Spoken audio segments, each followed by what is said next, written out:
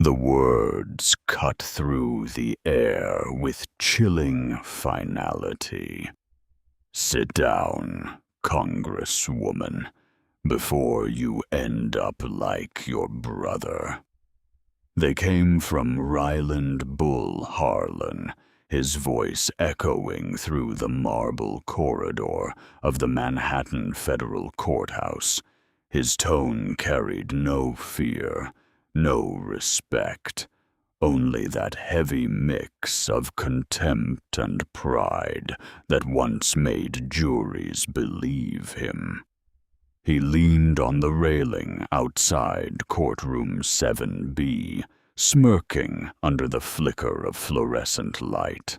His badge glinted faintly, though it no longer held power.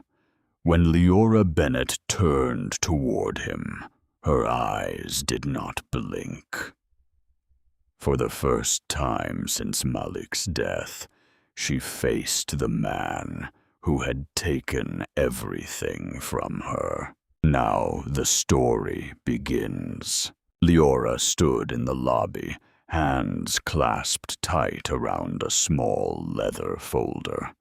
She wore a dark blue suit, simple and deliberate, chosen to make her invisible. Every click of her heels echoed like a countdown. The courthouse smelled of paper, coffee, and nerves, a blend she knew too well from her days in Congress. But this was not Washington. This was the arena where her brother's ghost still spoke in whispers. Malik Bennett had been dragged through the gray corridors of Rikers Island. A young man, an honor student, arrested for recording Bull taking a bribe behind a Bronx deli. The video vanished that night. Hours later, Malik was found hanging from a bedsheet. The police called it suicide. The city called it procedure. Leora called it murder. She had spent the years since wearing masks, congresswoman, reformer, survivor. Yet beneath the surface, she carried a fire that would not die. While others drafted bills, she wrapped her hands in tape and punched a heavy bag in a Brooklyn dojo. Her trainer, Master Kai Chen, once told her, "You don't fight to destroy, you fight to breathe." She lived by those words now. When Bull entered the courtroom, the air changed. Even disbarred and disgraced, he carried himself like a man who still believed he owned the world. Tall, imposing, a figure of arrogance and old power. The room fell silent when he took his seat at the defense table. He did not look at the judge. He looked straight at Leora. "Still chasing ghosts?" he muttered under his breath as he passed her. "Street rats like your brother never learn their place." Leora did not respond. She pressed her thumb into the corner of her folder to keep from shaking. Inside it was a single page, the autopsy photo of Malik's bruised neck. She had promised herself she would look at it only once more, to remember, to end it. Judge Isabel Vargas called the hearing to order. The case was simple on paper, a corruption review tied to Bull's protection racket, but everyone in that room knew it was more. It was the shadow of a city's conscience laid bare. The press lined the back row, cameras rolled, the nation watched. Bull's lawyer began with practiced ease. My client, a decorated officer with years of service, denies all allegations. This is a political circus led by an ambitious congresswoman exploiting her brother's death for headlines. Leora closed her eyes briefly. She could feel her heart thudding against the ribs that once held her brother when they were children hiding from their father's rage. She had sworn then she would protect Malik. Now that promise echoed like a wound. The judge asked Leora to present her statement. She rose slowly, her voice steady but low. Your Honor, this is not about politics. It is about a young man who believed in truth and paid for it with his life, and about a man who traded his badge for blood money. Bull laughed, a short, bitter sound. Truth.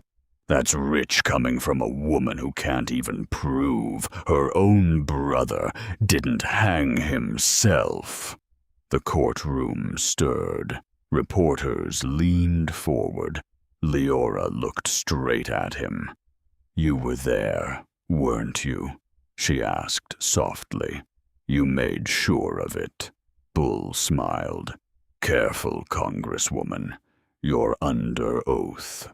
Her hand trembled slightly as she opened the folder and placed the photo on the table. So, were you? She said. For a moment, silence blanketed the room. Then Bull stepped forward, towering over her. He crushed the photo under his boot, grinding it into the floor. Your brother wasn't a hero, he hissed. He was a mistake. Something inside Leora went cold. The room blurred. She remembered Malik's laugh, his promise to study law, his dreams of joining her in Washington. And then the image of that same face, silent, blue, lifeless. Judge Vargas banged the gavel. Lieutenant Harlan, you will control yourself. Bull did not move. He stared at Leora as if daring her to speak. She met his gaze. You can step on his picture, she said evenly, but you cannot erase what he left behind. He leaned close, his breath sour with arrogance. You keep pushing me. You'll end up just like him. The gavel struck again. Order was restored, but Leora heard every word as clearly as if it were carved in stone. The threat was not empty. It was a promise. She returned to her mother's old apartment in Brooklyn. The lights flickered, just as they did in the years when Malik used to sneak in after curfew. She sat on the couch, surrounded by boxes of his things, college notebooks, worn sneakers, and a faded brown teddy bear, missing one button eye. It was the only thing she had not been able to throw away. She held it for a long time, pressing it against her chest. Something inside it shifted, an unfamiliar weight. She turned it over, saw a small tear near the seam, and pulled at it gently. A flash drive slid into her palm, wrapped in tape and dust. Her breath caught, When she connected it to her laptop, the screen flickered. Then, grainy footage appeared. Malik's voice, trembling but clear. "Officer Harlan, you cannot keep taking their money. People are dying." The camera angle shifted. Bull's face filled the frame, angry and caught off guard. He shoved Malik against a wall, money in his fist. "You think anyone's going to believe you, boy? You're nothing without me." The video ended abruptly with static. Leora sat motionless. The room was silent except for her heartbeat. The evidence Malik died for was here, hidden in the one place no one would ever look. She exhaled slowly, tears falling onto the keyboard. She stood by the window as the city stirred awake. In a few hours, she would walk back into that courthouse. This time, not as a grieving sister, but as a weapon carved from truth. Down on the street, a police car idled. Through the open window, she heard that same cruel voice through a loudspeaker. Bull's men, mocking even now. "Morning, Congresswoman. Careful crossing the street. Wouldn't want you ending up like your brother." Her hands clenched, but her voice stayed calm. "You first," she whispered. The sun rose over Brooklyn, pale and unsteady, as if unsure it wanted to witness what came next. In the Brooklyn dojo, Leora's fists struck the heavy bag in a steady rhythm. Thud, breath, thud. The dojo was dark except for a single light above her head. Sweat slid down her arms, landing on the mat like tiny raindrops. Every punch carried a name, every exhale a memory. Malik, Justice, Bull. She imagined his face taped to the bag, that same smirk he wore when he crushed her brother's picture in court. She did not fight to win anymore. She fought to stay alive long enough to finish what Malik began. The city outside was asleep, but Leora's mind never rested. Sleep brought memories she could not bear. The sound of her mother's cries, the silence of the phone call that night, the way her father had stared at the news without a word. She had trained under Master Kai Chen, who once told her, "Pain doesn't leave you. You learn to live beside it." As the sun crept through the cracked window, she whispered his words back to herself. Live beside it, not beneath it.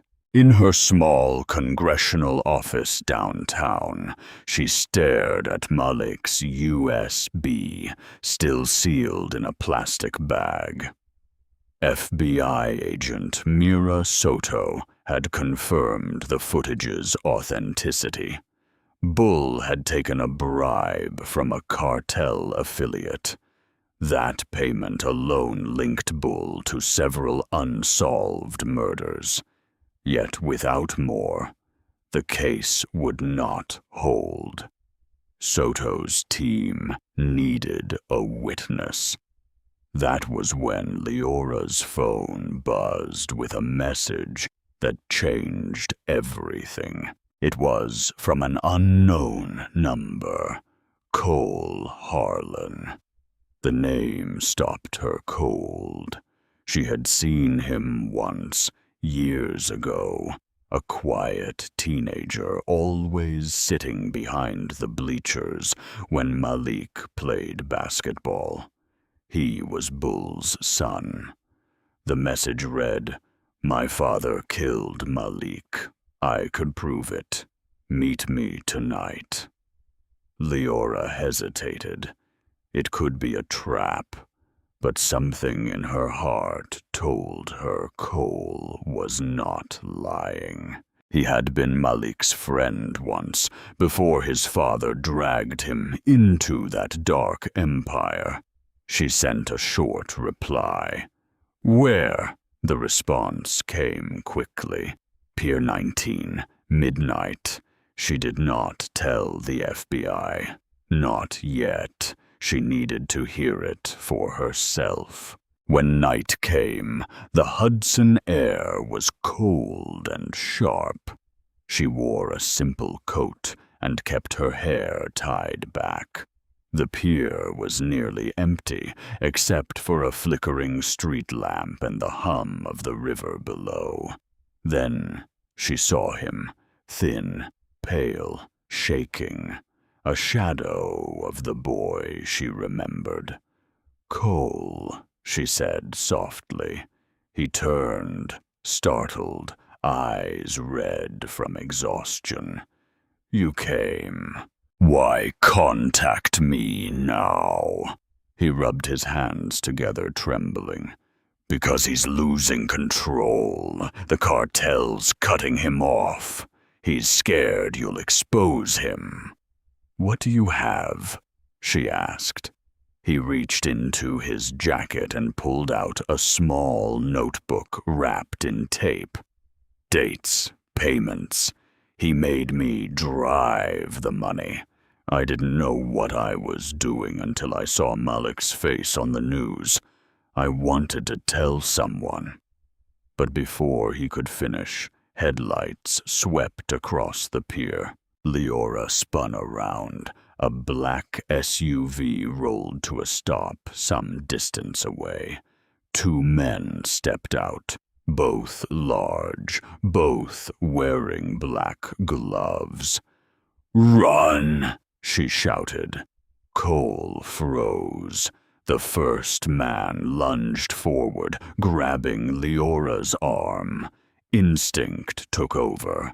She pivoted, twisting his wrist and driving her elbow into his chest. The second man swung a knife. She ducked, grabbed his arm, and pulled him off balance. The blade clattered to the ground. She kicked it away, trapping him in a jujitsu armbar until she heard the joint strain. "Who sent you?" she demanded. He groaned, choking on his breath. "Bull said make it look like an accident." Cole picked up the knife with shaking hands. "He'll kill us both." "No," Leora said firmly. "Not this time." Sirens echoed in the distance. The men scrambled to their feet, limping toward the SUV before speeding off. Cole's notebook lay torn on the ground. She grabbed it, tucked it into her coat, and pulled him toward her car. Agent Soto stood in her doorway, holding a file.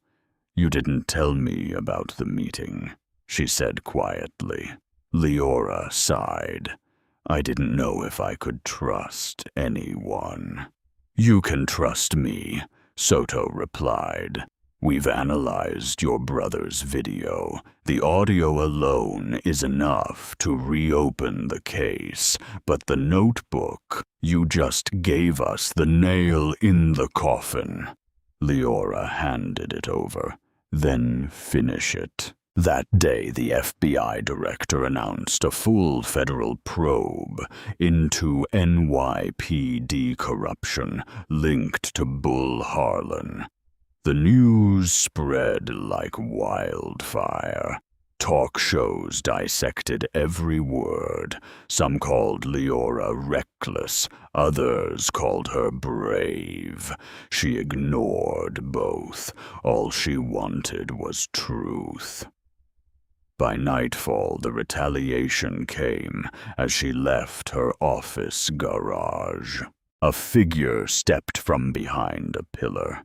Before she could react, a heavy fist struck her ribs, sending her to the ground.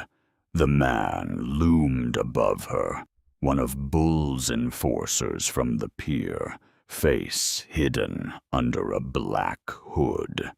"Message from Bull," he growled. She rolled aside just as his boot slammed where her head had been. Pain shot through her side. But training took over. She swept her leg, knocking him down, grabbed his wrist and twisted until she heard the snap. He screamed, his knife clattering across the floor. "Tell him," she gasped, pressing her knee against his chest. "This isn't fear. It's justice catching up." The man spat blood, muttering curses. She pressed harder until he dropped his phone. The screen lit up with Bull's name. She held it to her ear. His voice was low, calm, dangerous. "You just made a mistake, Congresswoman," she answered. "You made one when you took my brother." Then she hung up. Soon the FBI arrived. Agent Soto crouched beside the unconscious assailant, lifting a small badge clipped inside in his jacket. A retired NYPD detective, once on Bull's payroll. "This is bigger than we thought," Soto said grimly. "You just cracked the door open on something massive." Leora winced as medics checked her ribs. "Then kick it open." By morning, the confession came. The man, faced with years in federal prison, told the agents everything. Names, payments, even where the cartel laundered money through city contracts. Bull's empire was unraveling. When Soto called later that evening, her tone carried a mix of exhaustion and triumph. "We got the warrant. All footage from Rikers reopened. Harlan's done." Leora stood by the window, the city lights blinking like silent witnesses. For the first time in years, she allowed herself to exhale. But deep down, she knew this was only the beginning. Bull was cornered, and men like him did not go quietly. In her mirror, the bruises on her ribs darkened. She touched them lightly, almost with respect. Every scar now had purpose.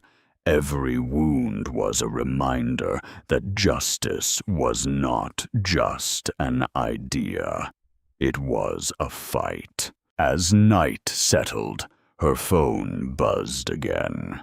A video message, no name, no number. She opened it. It was Bull, filmed in his car, smirking into the camera. "You think you've won, Congresswoman," he said. "I built this city's fear with my hands. You can't take that away. You come after me again, and I'll make you wish you stayed in Washington." The video ended, but his words hung in the air like smoke. Leora stared at her reflection. Her eyes did not flinch. Then I'll burn your empire to the ground, she whispered. Outside, the sirens of New York rolled on, steady, restless, and alive. The hearing filled the courtroom to a hush so complete it felt like a held breath. Cameras framed every face. The judge's gavel sat heavy and patient, and the world leaned forward as if the next sound might decide the shape of things to come. Leora rose to cross-examine with a calm she had trained into her bones. Each word measured, each question a quiet tool aimed at the rotten hinge of Bull Harlan's life. She did not shout. She did not posture.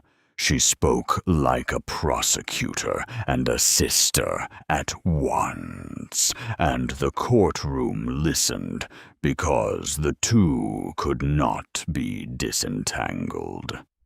On the screen above the bench, the prosecution transferred a small, grainy file, Malik's hidden footage, into the main feed.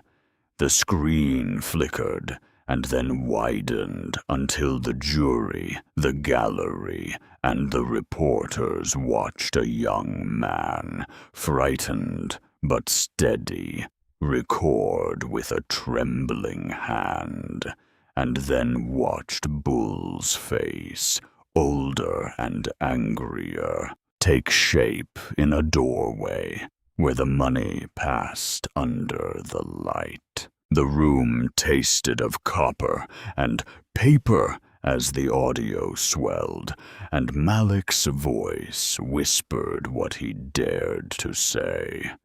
You cannot keep taking their money. The silence after that voice was a living thing. Even the judge's throat moved, but no sound came. Bull's lawyer tried to interrupt, called it edited, politically motivated, but the image on the screen held money, a hand. The officer's jaw set like a trap. The prosecutor asked one simple surgical question. Did you receive this payment, Lieutenant Harlan? For a heartbeat, the man in the dock was all bluster and old medals. Then his eyes narrowed, and something soothing like a storm rolled across his face. He stood. The motion was sudden, a bull unconcerned with consequences, and the courtroom flinched as if expecting thunder. He walked toward Leora with that slow certainty of someone who had always been allowed to cross lines and found them clear. He did not raise his voice. He did not need to. Instead, he slapped her. The sound cracked like a gunshot in the oak-paneled room. It was a gesture meant to humiliate, to remind her of a place the system had assigned to people like Malik and like her, when grief made them loud. But Leora had trained in the dark for moments like that. She had rehearsed shock and response until movement was second nature, and the slap connected with air. She moved with a silence that felt like a promise. Her body dipped, her right knee came up, and she met his ribs with the force of everything she had held inside for so long. Then, without theatrics, She followed with an elbow driven down across his shoulder, a harsh, precise motion that cracked the old armor and brought him to his knees. The room erupted. Cameras spun. Shouts broke loose. Phones raised like talismans. The judge's voice tried to reassert order, but could not quite catch the way the world had tilted. Television networks froze the frame. The feed went viral within minutes. Millions watched the moment she dodged humiliation and converted it into defense. The clip had been shared countless times, debated in op-eds, imprinted on late-night monologues, and dissected on pundit panels. People who had never heard Malik's name before now felt the crack of that courthouse sound inside their own chests. Some called Leora reckless. Others called her a hero. Many simply watched and felt the strange private satisfaction of seeing a wrong acknowledged in the only language some people seem to understand: immediate consequence. Meanwhile, in the small, sharp world of the courthouse, Bull lay on a stretcher with a broken rib and a face made smaller by surprise. Officers cuffed him for contempt and assault. The irony that a man who had long used the badge to act above the law was now being led away in chains was not lost on anyone present. The legal theater resumed in the days that followed, with a speed that made Leora dizzy. Emergency hearings, a new indictment on charges of assault stemming from Malik's death, and federal investigators closing ranks around the corruption the USB had exposed. Agent Mira Soto moved like a tide, pushing warrants and subpoenas across New York like a clean wind trying to sweep rot into open air. City officials who had turned their faces away were suddenly asked to describe their meetings in public. The police union cried foul and pointed to the slap as proof of a political ambush. Conservative commentators used the clip to argue for law and order. Progressive media used the same clip to show that power could be challenged and might break. Leora watched it all with the steady gaze of someone who had both planned a battle and felt its cost. She wrote no op-eds. She answered few interviews.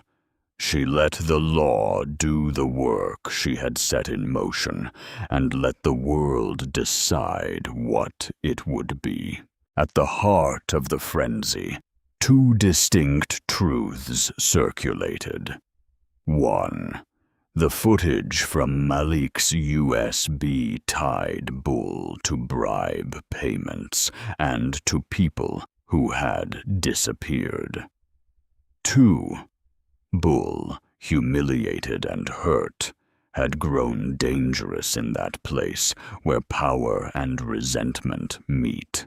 He pledged retaliation in the press, thin threats veiled by lawyers, and quietly, from within a hospital bed and then a cell, began to assemble new instruments of violence. Men who had once shoved envelopes into his hands were still on call. Hired muscle could be summoned as easily as a car in the city. In the shadowed rooms where such things are discussed, Bull's people whispered about making it look like an accident. The FBI, now alert to those plans, began to guard witnesses and reroute couriers. Leora's security detail tripled overnight. She accepted the presence of agents with a gratitude that was both private and public. But the public scene kept moving.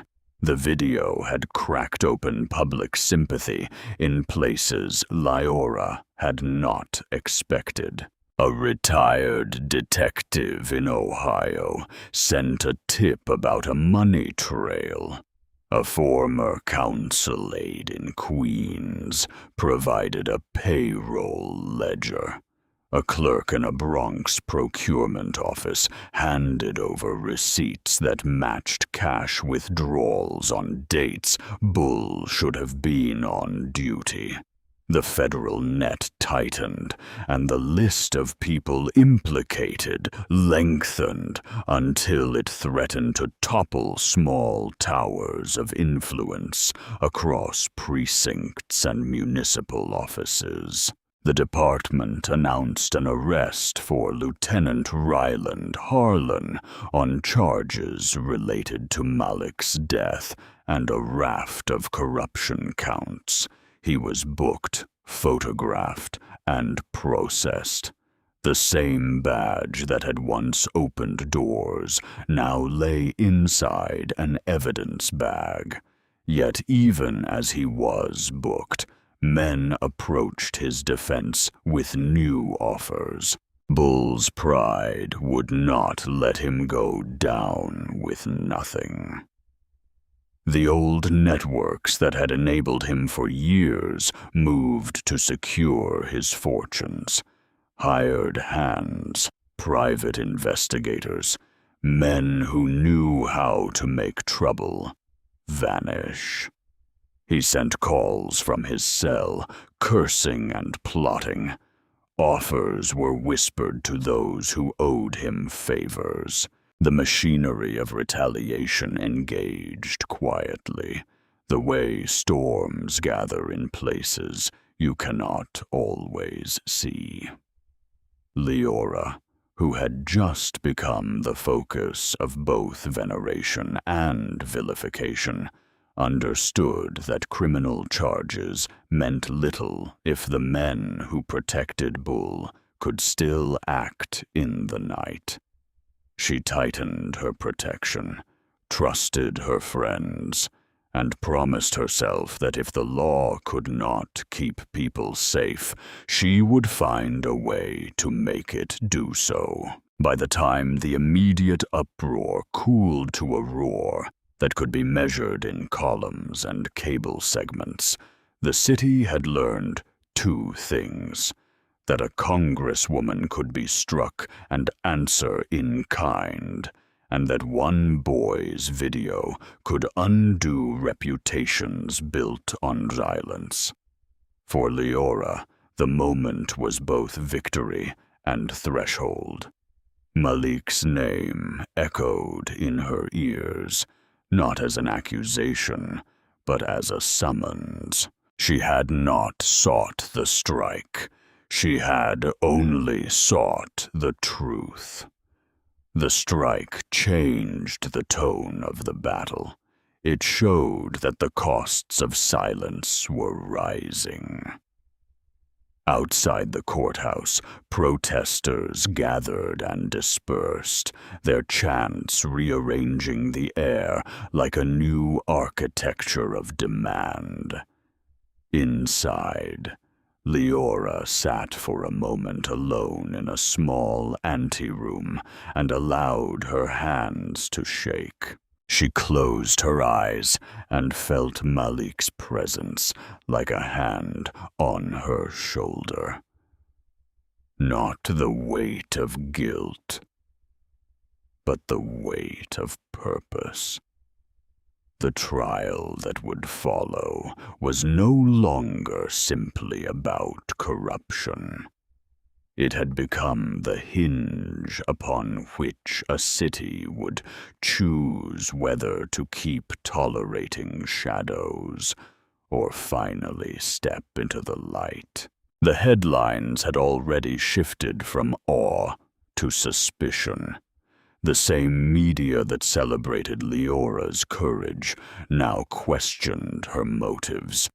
The same networks that aired the footage of Bull's assault on repeat now debated whether she had enticed him into it. The police union held a press conference under a marble arch downtown, declaring her a manipulator who had entrapped a good officer. Their spokesman called her a lawmaker turned lawbreaker. Leora watched the broadcast in silence from her office, her coffee untouched, her ribs still aching from the fight that made her famous. The words slid off her like rain on glass, but she could feel their intent to twist the narrative until she became the villain of her own crusade. That afternoon, a letter arrived on Capitol Hill. It was signed by Representative Quentin Hale, her colleague and supposed ally, recommending a federal ethics investigation against her. Leora's hands tightened around the envelope as she read it.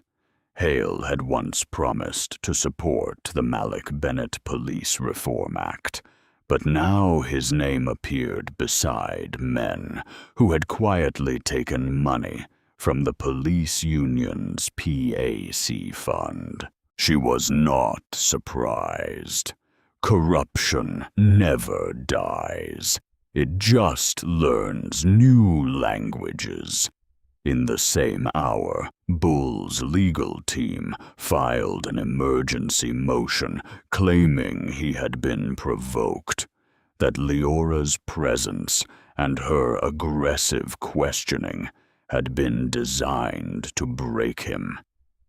It was a cruel inversion of truth, a trap she saw coming, but could not yet stop. Her mentor, Judge Miguel Torres, called that evening. His voice was calm but weary.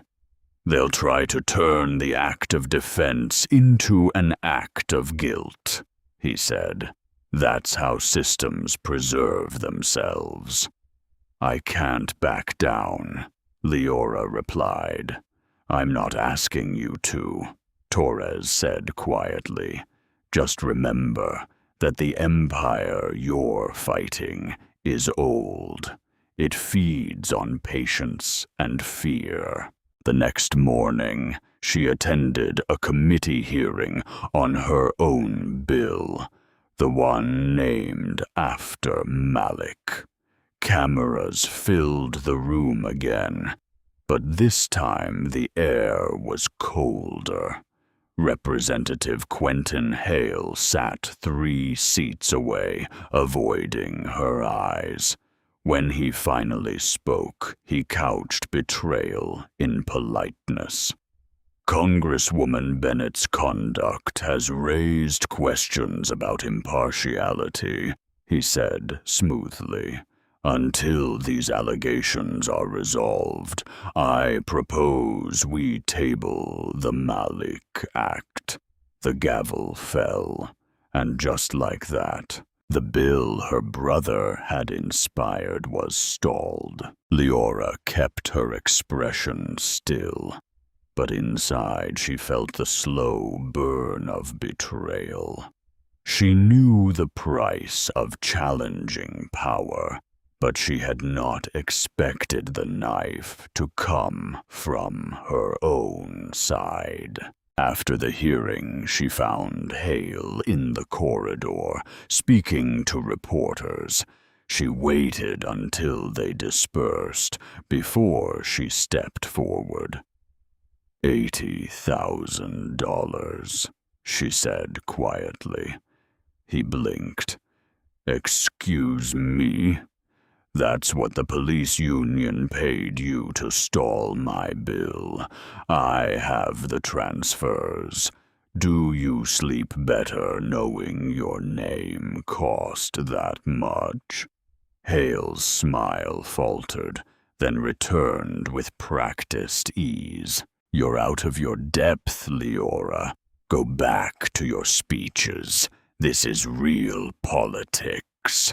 She turned away before she said something she could not take back. As she walked down the marble hall, her phone vibrated. A call from Agent Mira Soto. The voice on the other end was tight, urgent. We have movement. Harlan's reaching out to contractors. What kind of contractors? The kind that don't file taxes. Ones already in the city. Stay alert. That night, Leora refused to hide. She still attended a quiet fundraiser for victims' families at a Brooklyn church, shaking hands, hugging mothers who had lost sons, smiling when she had no reason to smile. Outside, the streetlights hummed in the humid air as the event ended. She stepped into the parking lot. Her car waited at the far end. Under a flickering bulb, she did not notice the black sedan parked 2 spaces away until the window rolled down. A glint, a whisper, then the crack of a rifle. The first shot shattered the side mirror. She dove behind a concrete pillar, heart pounding. Another round struck the hood, sending sparks into the night. Her bodyguards shouted, returning fire. But Leora's instincts moved faster than thought. She crawled to the trunk of her car, popped it open, and pulled out the one thing she had built in secret, a compact ballistic shield made from reinforced polymer, the same design her team had once proposed for field agents. She crouched low, angled it toward the shooter's light. The next shot hit the plate dead center. The impact jolted her arm, but did not break through. By the time the shooter reloaded, Soto's tactical team arrived, lights flashing, sirens cutting through the darkness. The sedan sped away, tires screaming. Leora rose slowly, trembling but alive. When the agents reached her, she said only one word: enough. The next morning, the story flooded every channel. Second attempt on Congresswoman Bennett's life. Pundits debated whether she was a martyr or a menace. Social media split into camps, half demanding protection, half calling it a hoax. But in the chaos, another story broke. Cole Harlan, Bull's estranged son, was found dead in a midtown motel. Overdose. The news hit Leora like a blow to the chest. She sat on her couch staring at the headline. Cole had been her one fragile bridge to the truth, the only living soul who could have testified about his father's crimes. Soto arrived an hour later, holding an evidence bag. Inside it was a folded note stained with tears and ink. My father is a monster. Sorry, Malik. Sorry, Leora. She did not cry right away. She read it twice, then again, each time hearing Malik's laughter echo through her memory. Two boys who should have been brothers in friendship, not in death. "Where was the note found?" she asked finally. "On the desk beside him," Soto said. "The coroner says it's clean, no sign of foul play. But the timing isn't coincidence." "Bull's breaking," Leora finished. Soto nodded. "We're closing in, but you need to lay low. He's desperate, and desperate men don't think. They just react." "I'm done hiding," Leora said. "If he wants to finish this, I'll be waiting in the light." That night, the FBI raided 3 precincts across New York. Dozens of officers were taken in, some crying, some silent, all aware the shield of brotherhood no longer protected them. Among those arrested was a captain who had been leaking Leora's schedule to Bull, a mole inside the department. His confession tied Bull directly to the attempted hit at the church and to a decade of hidden payoffs. The headlines shifted once more. "NYPD Mole confesses. Federal probe expands." For the first time, Leora allowed herself a single breath of relief. The Empire was cracking. Bull's influence, once untouchable, was collapsing under its own weight. But victory came with no joy. 2 young men were gone, one murdered, one lost to guilt. The reform bill lay stalled in Congress. The cost of progress, it seemed, was always counted in lives. She walked to the window of her apartment, city lights stretching out like a living map of struggle and survival. Somewhere out there, Bull sat alone, his son buried, his empire bleeding. She could almost feel his rage reaching across the distance, that hunger to reclaim control. "Let it burn," she whispered behind her. The television played a clip from an old interview of Malik's college days. He was smiling shyly, saying he wanted to change how police saw young black men. His dream had been small then, but pure.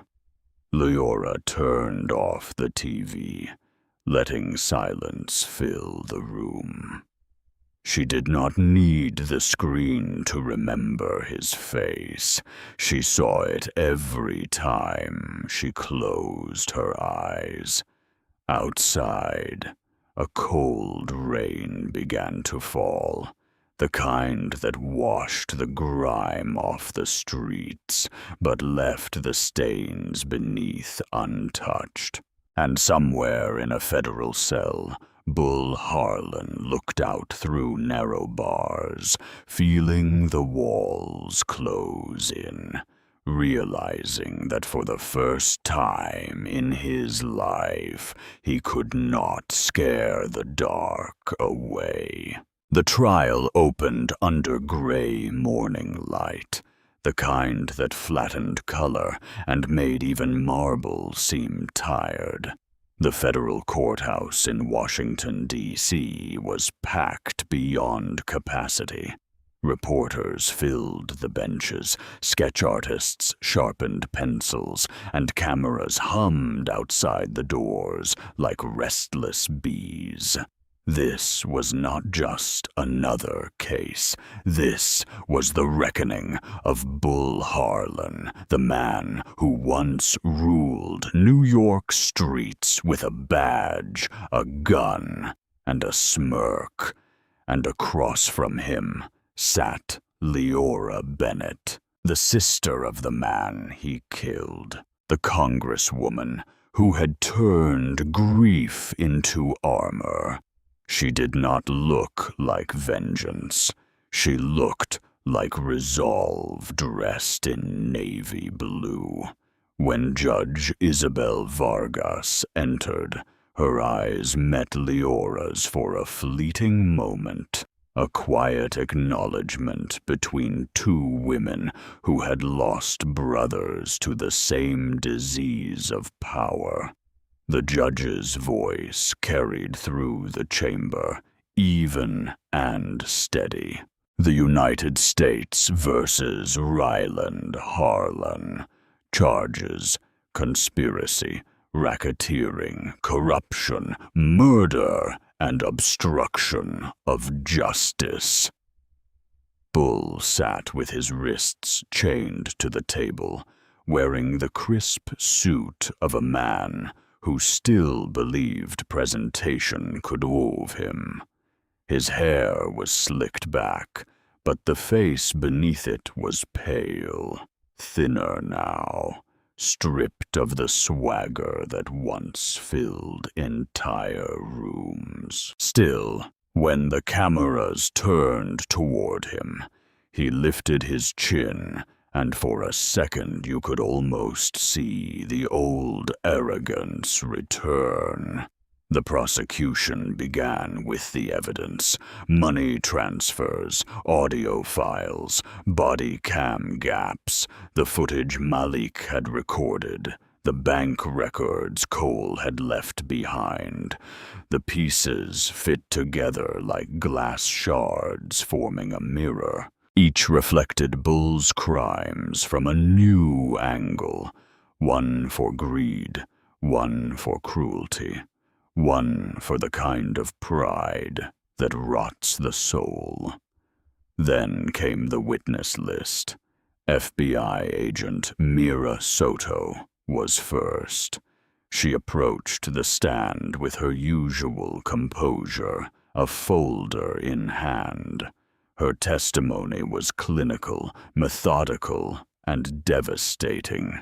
She spoke of coded payments disguised as overtime bonuses, of falsified reports, and of an internal NYPD chat log where Bull ordered cleanup jobs. When asked to clarify, she looked directly at him.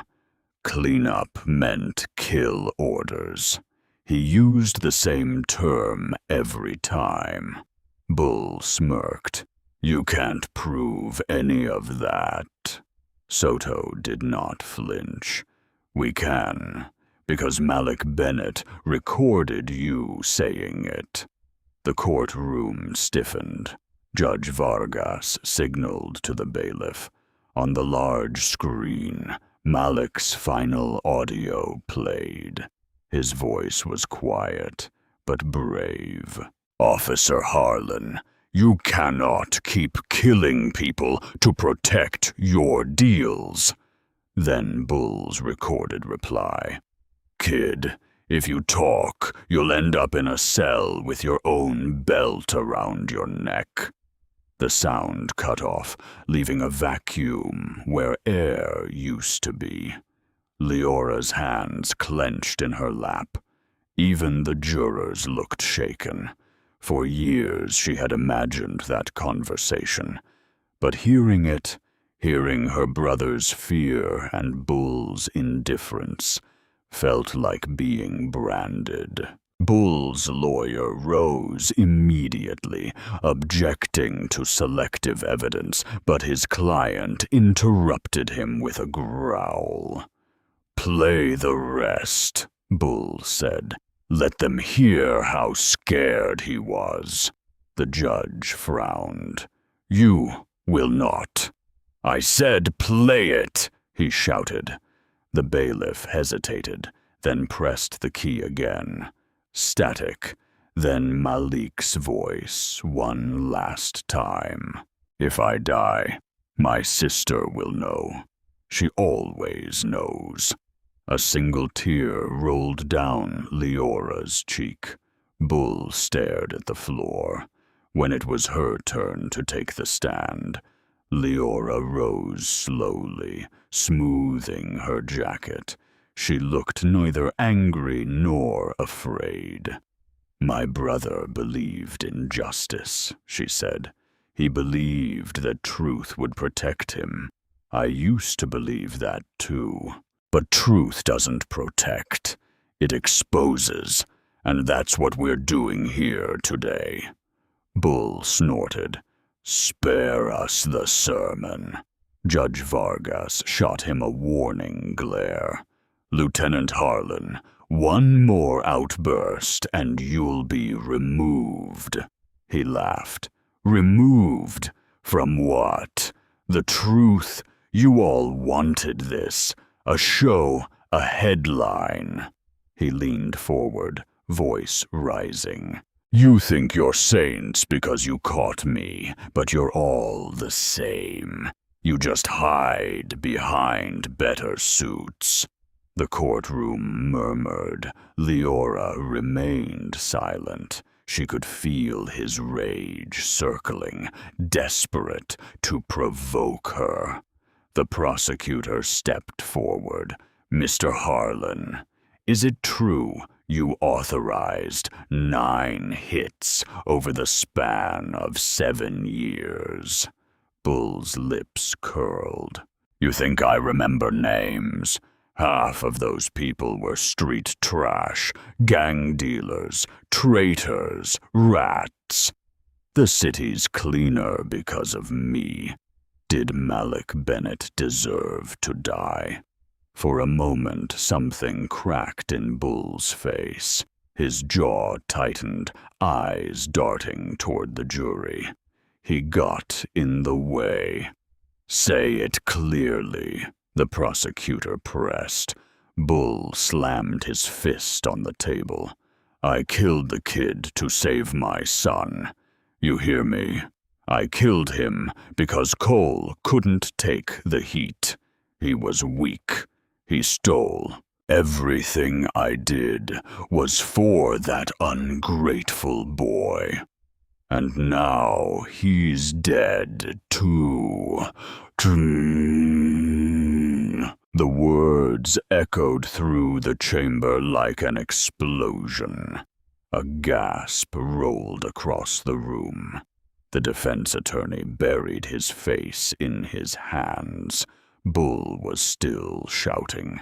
"You all wanted a confession. There it is. You think I don't know what I've done? I built this city's safety while you slept. And what do I get?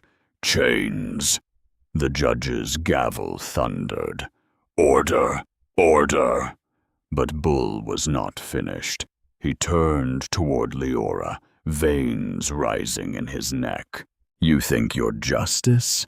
You're just revenge in a suit." She stood slowly. Her voice was steady, almost calm. "No, Ryland. I'm what comes after." That simple sentence broke him. He lunged across the table, a movement born of instinct and humiliation. 2 guards stepped forward, tackling him before he reached her. One drew his weapon. The report of a warning shot cracked into the ceiling. The courtroom fell still, smoke curling upward like the last breath of violence itself. Bull was dragged back to his seat, panting, his wrists bleeding against the cuffs. The judge stared down at him with the quiet fury of someone who had seen too much. This court finds Ryland Harlan guilty on all counts. You are hereby sentenced to life imprisonment without the possibility of parole. You will be transferred immediately to ADX Florence. A hush settled over the room. Leora felt her knees weaken, but refused to sit. Bull slumped, his eyes dull, the fight gone out of him. For the first time since Malik's death, she saw not the monster, but the hollow man underneath.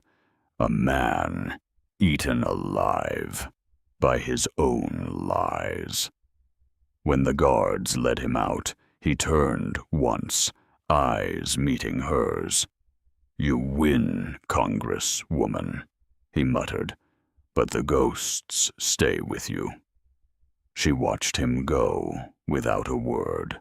Outside the courthouse, the crowd was enormous. Some shouted her name, others simply stared, unsure if they had just witnessed justice or another kind of tragedy.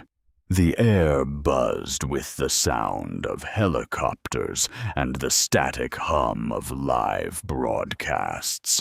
Reporters swarmed, microphones flashing. "What do you want to say to the people watching?" one called out. Leora paused on the courthouse steps. The wind carried her hair across her face. "I want them to remember that justice isn't born in comfort," she said softly.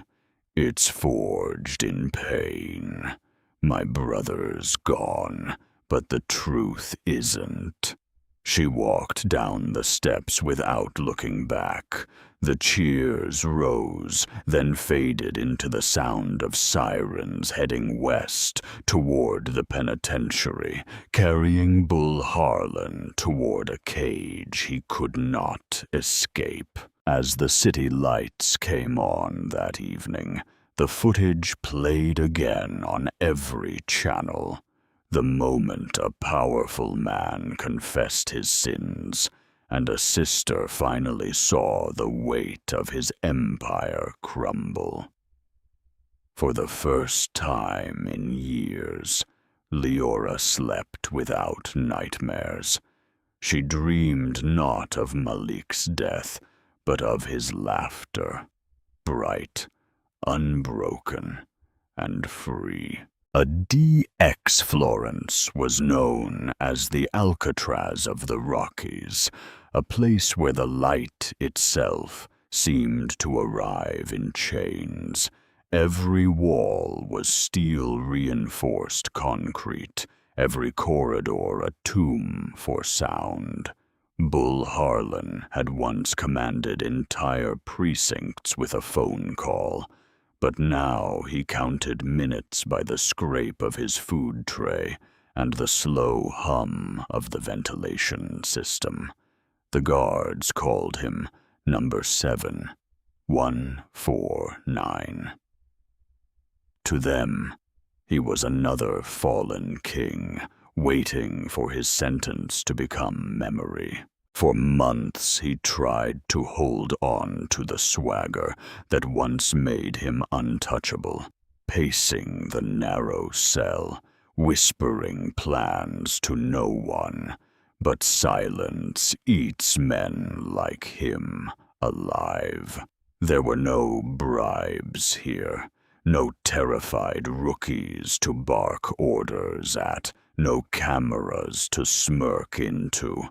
Only the hum, the isolation, and the ghost of his son. He wrote letters at first, angry, rambling declarations of innocence, half threats and half apologies.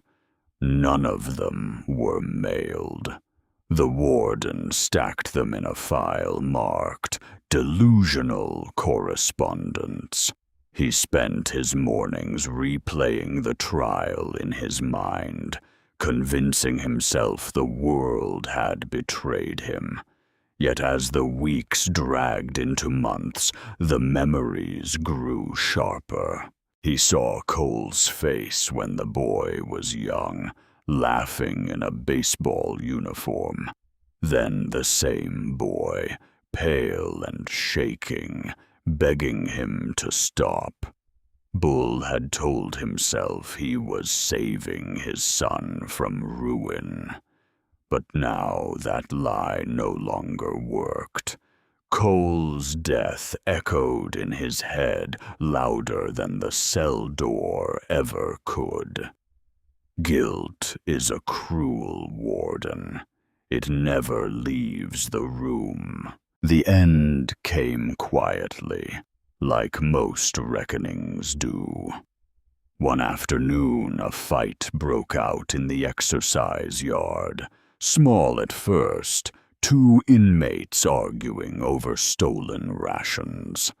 Bull tried to intervene, still clinging to the instinct of command.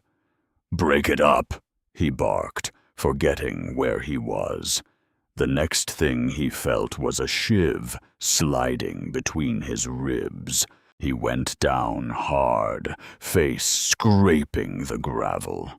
The guards blew whistles, but by the time they reached him, he could no longer move his legs. The blade had severed his spinal cord, paralyzing him from the waist down. Bull was carried out on a stretcher, staring at the thin slice of sky overhead. The man who once used violence as language had been stripped of it forever. Infirmary life was slower, crueler. Each day began with a nurse lifting him from bed. Each night ended with the sound of restraints clicking shut. No one visited. The press had moved on. The department had erased his name from their rolls, and the city he once controlled now spoke of him only as a cautionary tale. In his final months, the anger drained away, replaced by something heavier than rage, remorse. He began writing again, this time to Leora Bennett. The letters were no longer threats. They were confessions, 12 pages in total, written in shaky pen strokes. He detailed every bribe, every false report, every life ruined. He described Malik's last moments, the fear in the boy's eyes, the sound of the stun gun, the lie he told afterward. He ended with 5 words. "I wish it had been me." The letter reached Leora through the bureau when Agent Soto handed it to her. She did not open it right away.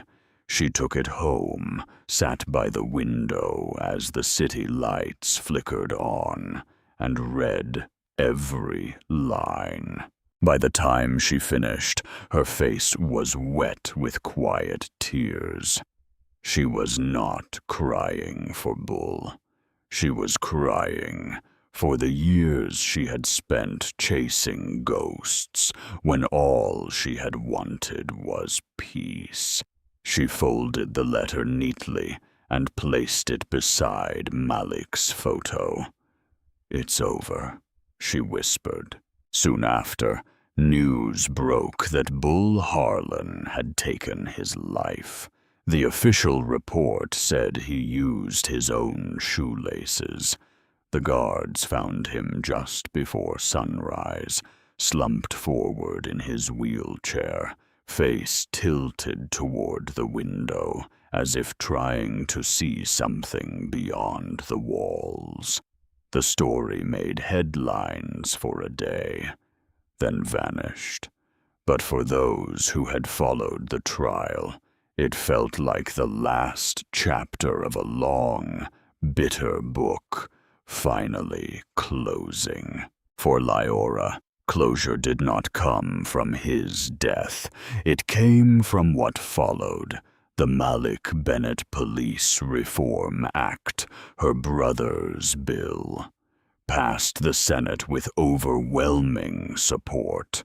The law banned chokeholds, restricted solitary confinement, required independent prosecutors for police-involved deaths, and mandated transparent review boards in all participating states. In the period after passage, numerous custody deaths were prevented, and many officers were prosecuted for misconduct in multiple states. The ripple effect spread beyond America. Several countries adopted versions of the same bill under different names, but always with one shared message: accountability was no longer optional. Liora stood at Malik's grave that spring, wearing a simple black coat, the wind stirring the edge of her scarf. She placed a single white rose on the headstone and traced his name with her thumb.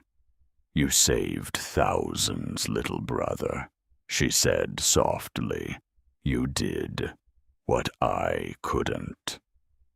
Behind her, Zoe and Finn, her adopted children, waited quietly, holding hands. They were the children of another family, broken by police violence, but in them she saw the promise of what her brother's legacy had built. Not vengeance, but renewal. Life at last began to move forward. Liora married Julian Brooks, a civil rights activist who had stood by her during the darkest nights.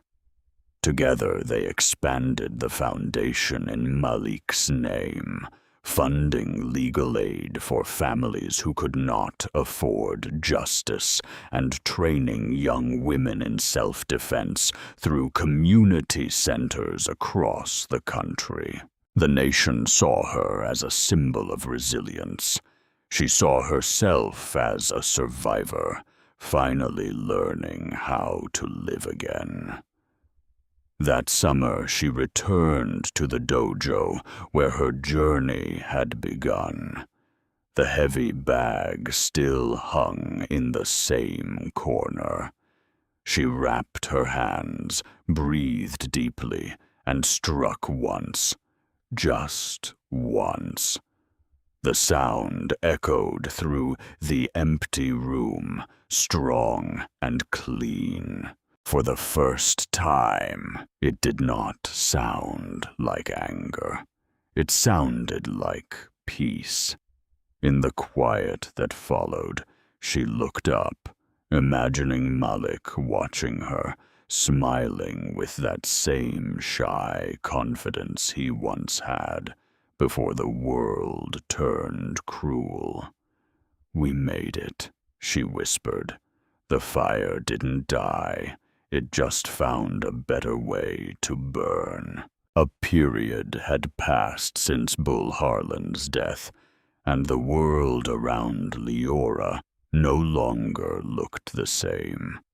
The storm that had consumed her life for years had finally begun to clear, leaving behind something quieter, stronger, and enduring.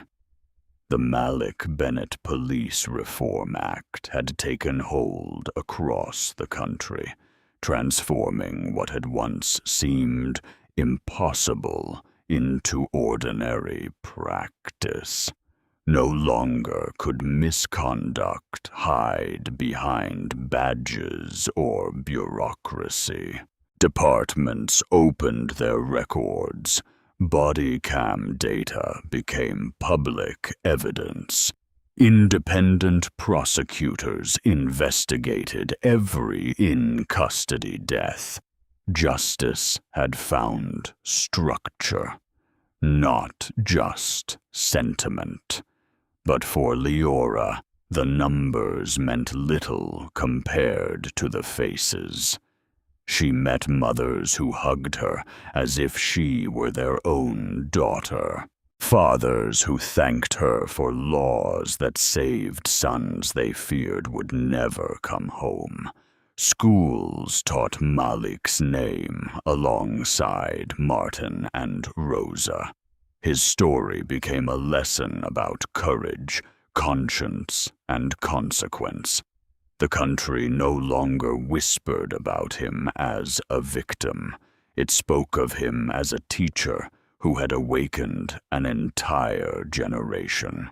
And Leora, though humbled by the reverence, never let herself forget that every victory had been born of loss.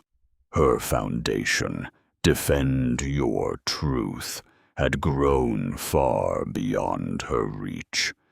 What began as a few volunteers in a borrowed church basement now spanned dozens of cities and reached across oceans. Tens of thousands of members strong, teachers, nurses, activists, veterans working together to give power to those who had none. They offered free legal aid to victims of police abuse, martial arts training for women of color, scholarships for students studying criminal justice reform. It became more than a movement. It became a mirror for what humanity could look like when fear was replaced by resolve. Whenever she spoke publicly, people still asked about that moment in the courtroom. The slap, the counter-strike, the spark that lit the fire. She always smiled softly and said, "That wasn't justice. That was survival." Justice later, when truth had time to breathe. The line spread far beyond her intentions.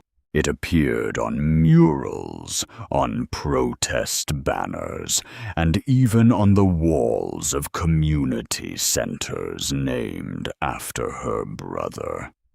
But Leora never grew comfortable with fame. She saw it as a duty, not a crown. Her life had been shaped by pain, and she refused to let it become spectacle. One afternoon, she received an invitation from the United Nations. They wanted her to speak before the Global Assembly on Human Rights and Accountability. The letter arrived printed on white linen paper, elegant and impersonal. Yet it made her pause for a long time. She had once sat alone in a Brooklyn dojo, learning how to fight. Now she would stand before the world, teaching how to heal when the day came. She walked to the podium with quiet grace.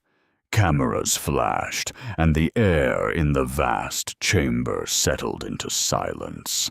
She began not with statistics or applause lines, but with a memory. "My brother Malik was a young man," she said, her voice calm but resonant. "He believed truth would protect him. It didn't, but it taught me something greater. That truth without courage is just a whisper, and courage without justice is just chaos. When they meet, that's when change begins." Her words carried through the hall like steady music. Delegates listened, not as politicians, but as people reminded of their own losses. She ended simply, "Justice isn't revenge, it's change, and change begins the moment one person refuses to stay silent. The crowd rose to its feet. It was not the roar of celebration, but the sound of conviction, the kind that lingers long after speeches end. Later that evening, as the city lights shimmered against the river, Leora returned home.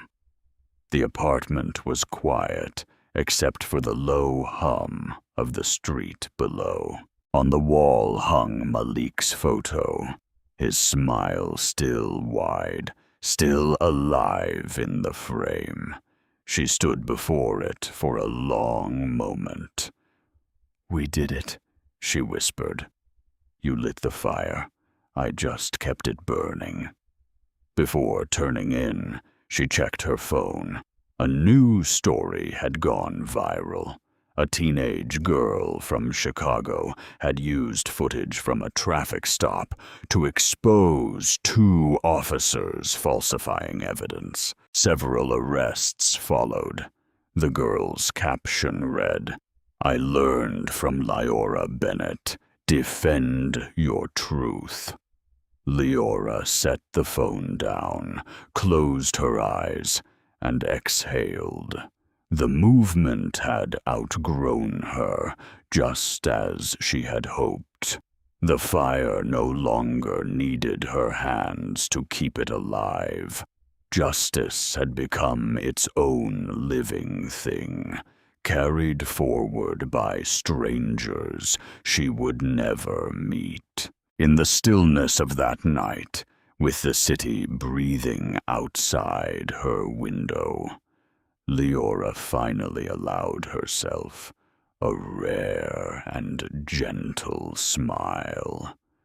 The fight that began in grief had ended in grace. One sister's reckoning had become a world's awakening. And as dawn approached, the light over the city felt different, brighter, steadier, unyielding. Thank you for watching and spending your time with this story. If it moved you, please like, share, and subscribe. Together, we can keep the voice of justice alive.